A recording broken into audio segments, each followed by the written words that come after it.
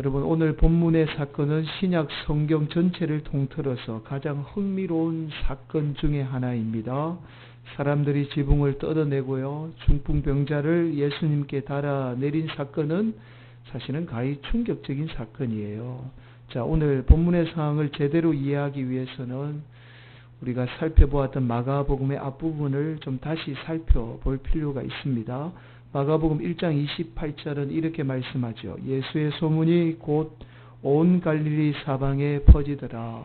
예수님이 가버나움에 들어가셔서 복음을 전하기 시작하면서 기적들이 일어나기 시작합니다. 그러자 이 소문이 가버나움뿐만 아니라 온 갈릴리 지역에 퍼지게 되었던 거죠. 당시 상황을 마가복음 1장 45절은 이렇게 설명합니다. 그러나 그 사람이 나가서 이 일을 많이 전파하여 널리 퍼지게 하니, 그러므로 예수께서 다시는 드러나게 동네에 들어가지 못하시고 오직 바깥 한적한 곳에 계셨으나 사방에서 사람들이 그에게 나오더라. 여러분, 한마디로 당시 갈릴리 지역은 예수님이 행한 기적과 말씀 때문에 난리가 난 거예요. 그래서 예수님이 가는 곳곳마다 사람들이 몰려들었던 겁니다. 그래서 예수님이 정작 자신이 어디를 마음대로 갈 수 없는 상황에 놓이게 된 거죠. 자, 이렇게 몰려든 사람 때문에 오늘 본문에 지붕을 뜯어내는 초유의 사태가 일어나게 된 겁니다. 자, 여러분, 오늘 본문 2절은 이렇게 시작합니다. 많은 사람이 모여서 문 앞까지도 들어설 자리가 없게 되었는데 예수께서 그들에게 도를 말씀하시더니, 당시 예수님이 가버나움에 오셨다라는 소문을 듣고는요, 다시 사람들이 몰려들기 시작한 거예요. 사람들이 얼마나 많이 몰려들었던지 문 앞까지, 예수님이 계시던 그 집의 문 앞까지도 들어설 틈이 없게 된 겁니다. 때마침 반드시 예수님의 고침이 필요한 중풍병자가 있었습니다. 그런데 이렇게 사람들이 많이 몰려들게 되자 도저히 예수님께 가까이 갈 수가 없었던 거예요. 그러자 중풍병자를 메고 온 네 사람이 결단을 합니다. 어쩔 수 없이 남의 지붕을 뜯어내고는 중풍병자를 예수님께 내리게 되었던 거죠. 자, 이 모습을 지켜보고 있던 예수님이 이렇게 5절에 말씀하죠. 예수께서 그들의 믿음을 보시고 중풍병자에게 이르시되 작은 자여 내 죄 사함을 받았느니라 하시니, 우리는 오늘 본문을 바라보면서 두 가지 의문을 가지게 되죠. 첫 번째는 과연 어떻게 지붕을 뜯어낼 수 있는가라는 의문을 가지게 됩니다. 우리가 사는 문화에서는요, 지붕을 뜯어내고 싶어도 뜯어낼 수가 없습니다. 지붕을 뜯어내는 일은 상상조차 할 수 없는 일이죠. 당시 팔레스타인 문화에서 전통 가옥의 지붕과 우리가 사는 문화에서의 지붕에 좀 차이가 있습니다. 여러분, 먼저 팔레스타인 지역의 기후는 거의 비가 오지 않습니다. 그래서 대부분의 빈민가 지금도 가보시면 지붕이 없습니다. 지붕이 있을 이유가 없지요. 비가 오지 않으니까 지붕이 없는 거예요. 이렇게 비가 거의 오지 않는 팔레스타인 지역에도 나무가 자라고 농사를 지을 수가 있습니다. 그 이유가 바로 이슬 때문이에요. 한낮의 높은 온도로 인해서 뜨거워졌던 공기가 해가 지면 갑자기 차가워져서 땅으로 내려앉게 됩니다. 자, 이때 공기 중에 있던 수분들이 바닥에 다 내려앉게 되고 이것이 이슬로 맺히게 되죠. 이 이슬로 인해서 비가 거의 내리지 않는 팔레스타인 지역에서 농사를 짓고 또한 나무가 자라게 됩니다. 그래서 팔레스타인 지역에서 지붕은 날마다 내리는 이 바로 이슬을 피하기 위해서 지붕이 필요한 거예요. 자, 우리처럼 지붕이 튼튼할 이유가 없습니다. 그래서 대개는 지붕을 갈대 같은 것으로 덮어놓는 수준에서 지붕을 만들게 돼요. 여러분, 켄터 휴즈라는 목사님 쓰신 책에 의하면 당시 팔레스타인 지역의 지붕을 이렇게 설명합니다. 수리아 지방의 전형적인 지붕은 목재를 약 60에서 90cm 간격으로 나란히 놓은 다음 그 위에 막대기를 십자가형으로 촘촘히 놓아 기본적인 지붕을 만들고 그 위에 갈대, 나무가지, 엉겅퀴를 얹었다. 여러분, 사진을 한번 보실까요? 대부분 지붕을 그렇게 튼튼하게 만들지 않습니다. 그래서 오늘 본문에서 중풍병자를 메고 온 이 네 사람이 어떻게 해요? 지붕을 뜯어낼 수가 있었던 거죠. 자, 또 하나의 의문이 오늘 본문에서 지붕을 뜯어낸 일이 결코 칭찬받을 일이 아니라는 거예요. 여러분, 사실은 지붕을 뜯어내는 사건은 예수님이나 당시에 주위에 몰려들었던 많은 사람들에게 막대한 피해를 주는 일입니다. 여러분이 만약에 예수님이라고 한번 생각해 보실까요? 한참 설교를 하고 있습니다. 그런데 누군가 갑자기 지붕을 뚫는 거예요. 여러분, 제가 설교를 하고 있는데 누군가 이 지붕을 뚫고 내려온다라고 한번 생각해 보십시오. 상상하기도 싫지요. 여러분, 지붕을 뚫으면 먼지가 나고 소리가 아마 그래도 요란하게 났을 거예요. 아마도 예수님뿐만 아니라 설교를 듣고 있던 많은 사람들이 지붕이 뚫리는 모습을 보고는 얼굴을 찌푸리면서 이렇게 말했을 거예요. 아니, 우리도 다 예수님 말씀 듣고 병 고침 받기 위해서 순서 기다리고 있는데 저 사람은 도대체 뭐야? 새치기 하는 거 아니야? 막 그렇게 불만을 토로했을 겁니다. 또한 여러분이 만약에 집주인이라고 한번 생각해 보세요. 여러분이 집 누군가가 허락도 없이 와서 갑자기 뚫는다라고 한번 생각해 보십시오. 물론 허락을 청해도 지붕을 뚫으라고 용납하는 주인은 없을 거예요. 이처럼 지붕을 뚫은 일은 칭찬받을 일이 아니에요. 여러분, 오히려 책만 받을 일을 했다라는 거예요. 그런데 오늘 본문에서 예수님이 이렇게 칭찬하죠. 다시 5절입니다. 예수께서 그들의 믿음을 보시고 중풍병자에게 이르시되 작은 자여 내 죄사함을 받았느니라 하시니 그들의 믿음을 칭찬하고 계시는 거예요. 그들의 믿음을 보셨다라는 것은 이들의 믿음을 칭찬하고 계신 겁니다. 자, 그렇다면 과연 오늘 본문을 통해서 예수님이 우리에게 주시는 메시지가 무엇일까요? 이것을 살펴보는 게 중요해요. 자, 오늘 본문을 통해서 주시는 메시지를 제대로 이해하기 위해서는요, 오늘 본문 사건 위에 나오는 예수님이 서기관들에게 말씀하신 말씀을 살펴보는 것이 참으로 중요합니다. 자, 오늘 본문에서 예수님이 중풍병자를 고치신 후에요, 뜬금없이 서기관들과의 대화가 나와요. 이것은 마가에 아주 특별한 의도가 있습니다. 대략 이런 내용이에요. 예수님이 처음부터 중풍병자의 병을 고치신 것이 아니라 처음에는 어떻게 해요? 중풍병자의 죄를 사해줘요. 그랬더니 예수님을 지켜보고 있던 이 서기관들이 아니 어떻게 하나님도 아닌데 사람이 죄를 사해줄 수 있나라고, 이것은 하나님을 모독하는 일이다 라고 생각만 한 거예요. 마음속에 생각을 품은 거예요. 그랬더니 예수님이 이들의 마음을 읽으시고는 이렇게 말씀하죠. 9절입니다. 중풍병자에게 내 죄사함을 받았느니라 하는 말과 일어나 내 상을 가지고 걸어가라 하는 말 중에서 어느 것이 쉽겠느냐. 자, 그러면서 중풍병자의 병을 고쳐주신 거예요. 원래는 예수님이 중풍병자의 죄를 사해 주려고 했던 겁니다. 그런데 서기관들이 예수님에 관해서 비난의 생각을 품게 되자 이 사실을 알고는 예수님이 중풍병을 고쳐주고 있는 것을 우리가 발견할 수 있습니다. 사실 오늘 본문이 앞에서 중풍병자를 메고 왔던 이 4명의 사람, 칭찬받았던 4명의 사람과 뒤에 나오는 서기관들, 책망받는 서기관들을 대조시켜서 오늘 본문을 이야기하고 있다는 것을 우리가 발견하게 되죠. 여러분, 어떤 내러티브라고 그러죠. 이야기를 전개해 나갈 때에 때로는요, 여러분 어떻게 해요? 어떤 내가 부각시키고 싶은 것, 내가 이야기하고 싶은 것이 있으면 어떻게 해요? 다른 것을 대조시켜서 이야기를 해요. 그러니까 오늘 본문이 바로 중풍병자를 메고 온 4명을 어떻게 칭찬하면서 예수님은 이 서기관의 잘못들을 지적을 하고 있는 거예요. 대조를 시키고 있는 거죠. 그래서 오늘 본문의 사건이 단순히 예수님이 중풍병자를 고친 기적을 이야기하는 것이 아니라는 것을 우리가 알 수 있어요. 뭔가 우리에게 특별한 메시지를 주고자 하는 그 의미가 있다는 것을 우리가 쉽게 접근을 할 수가 있게 되는 거죠. 자, 그렇다면 이 서기관들의 잘못을 좀 먼저 살펴보겠습니다. 찰스 스윈들 목사님이 쓰신 New Testament Inside Mark라는 책이 있어요. 마크가 마가라는 말이거든요.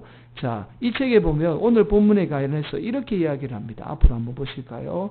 중요한 메시지를 여러분에게 드립니다. 비관적인 생각의 첫 징후는 숨겨져 있어서 말로 표현되지 않는다. 이 아기에는 마음속 눈에 띄지 않는 깊은 곳에서 자라난다. 암을 치료하듯이 적극적으로 찾아내어서 뿌리 뽑지 않으면 비판적인 생각은 치명적이 된다. 생각의 보초를 세우라. 건강하지 않는 생각이 파괴적이고 부정적인 방향으로 마음을 끌고 가지 않게 하라. 드러나지 않고 입 밖으로 나오지 않는 내면에 숨겨진 생각들이 우리가 삶을 경험하고 다른 이들에게 영향을 미치는 방식으로 우리를 지배한다. 이해가 되십니까? 좀 긴 내용이지만 쉽게 말씀드리면 이런 거예요. 우리가 말로 남을 비판하는 것도 잘못이지만 비판하는 생각조차도 품는 것이 어떻게 우리의 삶을 파괴하고 심지어 나아가서 우리 공동체를 파괴하게 된다라는 메시지입니다. 여러분 조금 더 깊이 있게 좀 들어가 보겠습니다. 존 비비어 목사님이 쓰신 Good over God이라는 책이 있어요. 이 존 비비어 목사님은 현재 미국에서 대표하는 그리스도인의 영적인 각성을 외치는 탁월한 이 강사이자 베스트셀러 작가입니다. 책을 꽤 많이 썼어요. 이분이 이 책에 이런 이야기를 해요. 굿이라는 단어와 어떻게 갓이라는 단어가 비슷해 보이잖아요. 그런데 여러분 완전히 다르다라는 거예요. 우리가 보기에 좋아 보이는 것은요, 우리를 망가뜨리고 우상에 빠뜨리게 할 가능성이 높다라는 거예요. 그래서 야고보서 1장 16절, 17절 말씀을 인용해서 이렇게 이야기합니다. 자, 야고보서 1장 16절, 17절 말씀이 이런 말씀이죠. 내 사랑하는 형제들아 속지 말라. 온갖 좋은 은사와 온전한 선물이 다 위로부터 빛들의 아버지께로부터 내려오나니 우리가 속지 말아야 한다라는 거예요. 온갖 좋은 것들이 가장이 되어서 위에서부터 내려온다라는 거예요. 자, 그러면서 이분이 이런 이야기예요. 특히 요즘에 TV나 TV 뉴스 그리고 인터넷과 같은 매체에서 좋다는 것에서 우리가 쏘가서는 안 된다라고 이야기해요. 여러분 TV나 인터넷 같은 매체에서는요, 철저하게 시청률에 의해서 움직여집니다. 그러니까 사실은 진리보다는 어떤 사람의 호기심과 사람의 좋아하는 방향으로 흘러갈 가능성이 훨씬 높다는 거예요. 그래서 사람들이 좋다고 하는 것들이 사실은 우리의 신앙, 생각까지 깊이 있게 파고들어서 우리를 망치게 된다는 겁니다. 그래서 여러분 때로는 미디어 금식하셔야 돼요.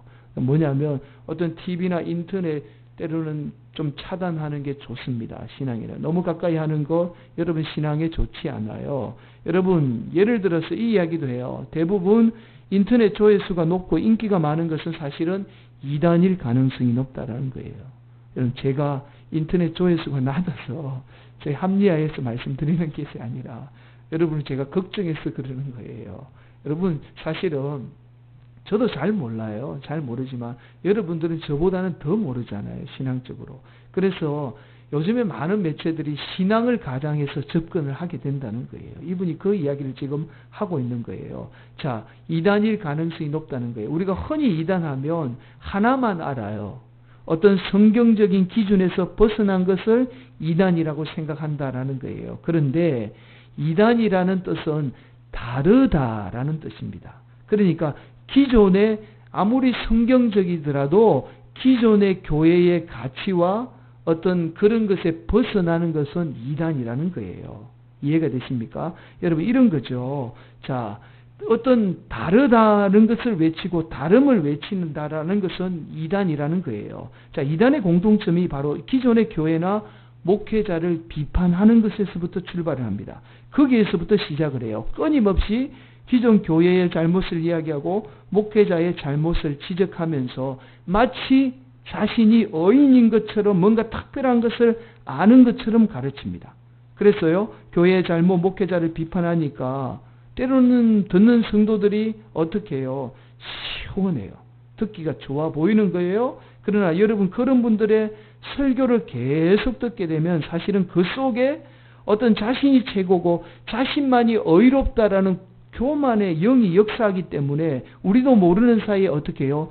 비판의식이 사로잡혀서 교회를 비판하고 어떻게 해요? 목회자를 비판하게 된다는 거예요. 그러면서 이분이 이렇게 얘기해요. 존 비비어 목사님이 이런 말씀합니다. 내가 좋은 것은 결코 나에게 유익한 것이 아니다. 다시 말씀드릴까요? 내가 좋은 것은 나에게 유익한 게 아니라는 거예요. 오히려 내가 좋다고 여기는 것이 나를 망치게 된다. 여러분 새겨 들으셔야 돼요. 이건 저도 마찬가지예요. 내가 좋아서 교회를 운영하게 되면요, 교회가 망할 확률이 많아요. 내가 좋은 게 좋은 게 아니에요. 나를 망칠 가능성이 높다라는 겁니다. 여러분, 우리는 세상적인 가치로 공동체나 타인에게 비판을 하게 되면 그 공동체나 타인이 건강해지고 변화될 거라고 생각합니다. 그러나 여러분, 이건 여러분이 잘못 알고 있는 거예요. 이건 철저한 세상적인 가치가 아닙니다. 속고 있는 거예요. 오히려 여러분 자신뿐만 아니라 우리가 속한 공동체를 파괴시키는 행위라는 거예요. 타인을 바르게 세우고 그 공동체를 건강하게 만드는 것은 누가 하시죠? 하나님이 하시죠. 우리의 입술이 하는 게 아니에요. 그래서 우리가 할 일은 어떻게 해요? 묵묵히 그 하나님의 능력을 바라보며 기도하는 겁니다. 이게 성도의 모습이죠. 여러분, 비판하게 되면요, 내 영혼도 파괴되고 우리 공동체도 파괴된다라는 거예요. 우리는 기도의 힘을 믿잖아요. 하나님이 왜 기도의 힘을 주셨을까요? 기도는 우리의 힘으로 할 수 없는 것 하나님이 개입시키기 위해서 우리가 기도하는 거예요. 그래서 우리가 반드시 기도해야 되는 거죠. 나라와 민족을 위해서 기도하고, 또 우리 자녀의 문제, 우리 교회를 위해서, 우리 성도들의 아픔을 위해서, 성도들의 부족함을 위해서 우리가 어떻게 해야 된다고요? 기도해야 돼요. 이것이 하나님이 우리에게 기도를 주신 이유입니다. 여러분, 반면에 우리는 이 중풍병자를 메고 온 4명의 사람들을 통해서 우리가 가져야 할 올바른 신앙의 태도를 오늘 본문은 말씀해 주고 있습니다. 여러분, 4명의 사람들이 지붕을 뚫었다라는 것은 우리가 어떤 일이 있어도 사람을 살리는 사람이 되어야 한다라는 중요한 메시지를 우리에게 주고 있습니다. 여러분, 지붕을 뚫은 일은 결코 쉬운 일이 아니죠. 그래도 우리는 어떠한 일이 있어도 지붕 뚫어야 돼요. 심지어 우리 지붕 아니더라도 남 지붕까지 뚫으면서까지 생명을 구원해야 된다라는 메시지를 우리에게 주고 있습니다. 여러분, 우리가 중풍병을 쉽게 생각하죠. 사실은 암보다 훨씬 더 무서운 질병이 바로 중풍병이라고 합니다. 여러분, 암은 초기에 발견했어요. 수술하고 치료하면 거의 다 완치가 돼요. 그런데 중풍병은 초기 진단이 안 되는 무서운 질병이라고 이야기합니다. 여러분, 한번 혈관이 터지고 그러면 죽든지 아니면 반신불수로 평생을 살아가는 질병이 중풍병이에요. 그런데 현대의학이 아무리 발달해도 이 초기 진단이 안 된다는 게 아닙니까? 이 병이. 그래서요, 멀쩡해 보이다가도 한순간에 그분이 넘어져서 중풍병으로 쓰러져서 생명을 잃게 되는 경우가 많다라는 거예요. 여러분, 사실 우리가 예수님 안 믿는 사람들을 지붕을 뚫고서라도 구원해야 되는 이유가 바로 여기에 있는 거예요. 여러분, 세상 사람들 겉으로는 멀쩡해 보이죠. 여러분, 행복해 보이잖아요. 아무 문제 없는 것처럼 보이죠. 그러나 언제 쓰러져서 죽을지 모르는, 언제 망할지 모르는 인생이라는 겁니다. 사람의 인생 누구도 장담할 수 없어요. 그래서 우리가 지붕을 뚫는 무리수를 썼으라도 하루속히 그들을 구원해야 한다라는 겁니다. 여러분, 이것은 예수님을 믿지 않는 사람만을 이야기하는 게 아니에요. 우리 공동체 안에서도 여전히 저와 여러분은 어떤 사람이 되어야 되죠? 사람을 살리는 사람이 되어야 합니다. 여러분, 늘 내 감정이라는 지붕이 우리를 가로막고 있잖아요. 내 감정이 앞서는 그 지붕이 있거든요. 근데 우리가 이 지붕 뚫어내야 돼요. 지붕을 뚫고 우리가 어떻게 해요? 다른 성도 미워하는 마음 있지만 그 미워하는 감정의 지붕을 뚫어내고 어떻게 해요? 예수님 사랑으로 다가가서 그 영혼 살리는 성도가 되어야 한다라는 겁니다. 여러분, 다른 성도 살리는데 우리가 집중해야 돼요. 온 정성을 다 쏟아야 한다라는 겁니다. 여러분, 오늘 본문의 사건을 신약의 사닥다리라고 이야기해요. 여러분, 신약의 사닥다리 사건이라고 이야기합니다. 구약의 사닥다리 사건 우리가 잘 알잖아요. 이 야곱이 어떻게 해요? 바단 아람으로 가다가 베델에서 꿈을 꾸죠. 그 꿈에 하늘이 열리고 사닥다리가 내려와서 어떻게 해요? 천사가 오르락 내리락 하는 것을 보게 되죠. 그 하나님의 영광을 봄으로 말미암아 하나님이 야곱을 만나 주심으로 야곱을 축복하시고 야곱의 자녀를 복 주시겠다라고 약속에 말씀하시죠. 이게 구약의 사닥다리 사건입니다. 오늘 본문이 신약의 사닥다리 사건이라는 거예요. 여러분, 우리가 다른 성도 믿지 않는 자들을 살리기 위해서 우리가 지붕을 뚫으면 그들이 예수님을 만나 하나님의 영광을 바라보게 된다라는 거예요. 더 놀라운 사실은 그리고 우리 또한 하나님의 영광을 바라보게 되고 심지어 내 자녀, 내 자손까지도 그 하나님의 영광을 바라보는 귀한 자녀가 된다라는 말씀입니다. 그래서 오늘 본문이 신약의 사닥다리라는 거예요. 여러분, 지붕을 뚫어내는 일은 때로는 많은 손해와 어려움이 있습니다. 나만을 위해서 사는 인생은요, 절대로 손해보면서 지붕 뜯어내지 않습니다. 그 일을 내가 왜 해? 남들이 할 수도 있지. 나는 예수 믿고 내가 행복하면 그만이지. 왜 내가 손해보면서 지붕을 뜯어내야 돼? 왜 내가 남에게 비난받으면서 내가 지붕을 뜯어내야 돼? 라는 생각으로 절대로 지붕 뜯어내지 않죠. 그러나 우리가 하나님의 자녀이면 반드시 우리는 지붕을 뜯어내는 수고로움이 있더라도 지붕을 뜯어내서 사람 살리는 성도가 되어야 합니다. 심지어 남들이 비난하고 손가락질해도 우리는 반드시 지붕을 뜯어내고 그들을 구원해야 돼요. 여러분, 예수님은 십자가라는 지붕을 뚫은 거예요. 그리고 그 십자가 지심으로 하나님과 우리와의 그 관계에 막혀져 있던 지붕을 어떻게 해요? 하나님이 뚫음으로 어떻게 해요? 당신도 영광스럽게 되셨지만 우리를 어떻게 영광의 자리로 나아가게 하셨던 겁니다. 그 예수님에게 그 십자가는 지붕과 같은 거였죠. 그러나 예수님이 그 지붕을 뚫음으로 우리를 구원하셨던 것처럼 저와 여러분도 예수 믿는 자녀라면, 하나님의 자녀라면 반드시 지붕을 뚫는 수고로움으로 생명 구원하는 데 앞장을 서야 한다라는 겁니다. 사랑하는 성도 여러분, 이런 복된 성도들이 되시기를 예수님의 이름으로 간절히 축원을 드립니다. 여러분, 스키너와 아드 브렛이라는 펜실베니아주의 마운트 카멜에서 살고 있던 청년이 있었습니다. 이 두 청년은 이곳에서 어릴 적부터 함께 놀고요, 심지어 학교 수업을 함께 빼먹을 정도로 아주 친한 친구였습니다. 그러던 중에 제2차 세계대전이 발발하죠. 그러자 함께 동반 입대를 하게 됩니다. 그리고 당시 가장 치열했던 필리핀 전선으로 가게 되죠. 1942년에 바타안, 필리핀 바타안에서 이 일본군과 이 미군이 전쟁을 벌입니다. 여기에서 3개월 동안 버티다가 미군이 패전을 하게 되죠. 이게 남북전쟁 이후에 지금 미국의 전쟁 역사 가운데 가장 치열한 전쟁이었고 또 가장 비참하게 패전한 전쟁이에요. 미군 포로가 약 7만 6천 명이 한꺼번에 잡히는 전쟁이었습니다. 이때에 먼저 스키너가 일본의 포로로 잡히게 되고 한 달 후에 아드 브렛이도 똑같이 포로로 잡히게 됩니다. 여러분 사진 보실까요? 포로로 잡힌 사진. 이렇게 많은 군인들이 포로로 잡혀요. 당시 일본군이 미군 포로에게 식량과 물 공급을 끊어버려요.